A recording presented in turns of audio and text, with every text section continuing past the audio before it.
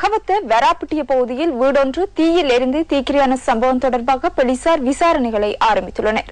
தீக்கிரையான வீட்டினுள் இருந்து 2 சடலங்கள் மீட்கப்பட்டதாக போலீஸ் ஊடக பேச்சாளர் போலீஸ் அத்தியட்சகர் அஜித் ரோஹன தெரிவித்தார்.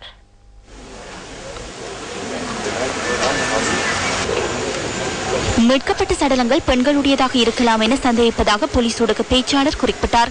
குறித்த வீட்டில் நேற்றிரவு தீப்பற்றியுள்ளதுடன் தீப்பரவியமைக்கான காரணத்தை கண்டறிவதற்கான விசாரணை இடம்பெறுவதாக அவர் கூறினார். இது தொடர்பான விசாரணைகளில் விசேட போலீஸ் குழுக்கள் ஈடுபடுத்தப்பட்டுள்ளதாகவும் போலீஸ் ஊடக பேச்சாளர் மேலும் தெரிவித்தார்.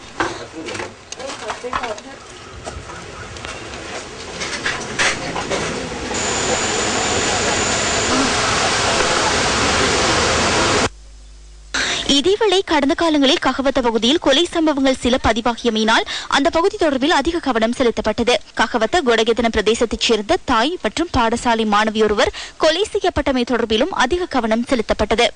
இந்த சம்பவம் தொடர்பில் சந்தேகத்தின் பேரில் 3 கைது செய்யப்பட்டனர்.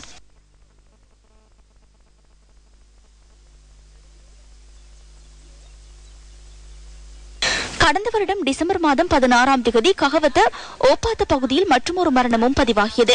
வயதான பெண்ணொருவர் கடத்தப்பட்டு கொலை செய்யப்பட்டிருந்தார். ககவத்த ஓப்பாத்த கொடகெத்திர பகுதியைச் சேர்ந்த WM பண்டாரமெனிக்கே என்பவரை இவ்வாறு கொலை செய்யப்பட்டிருந்தார்.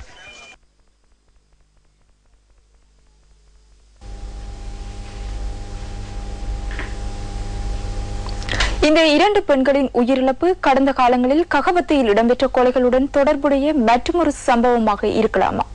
இவ்வாறான குற்றச்செயல்களை ஏன் கட்டுப்படுத்த முடியாதுள்ளது? www.newsfirst.lk எனும் எமது இணையதளத்தில் உங்களின் கருத்துக்களை பதிவு செய்யலாம்.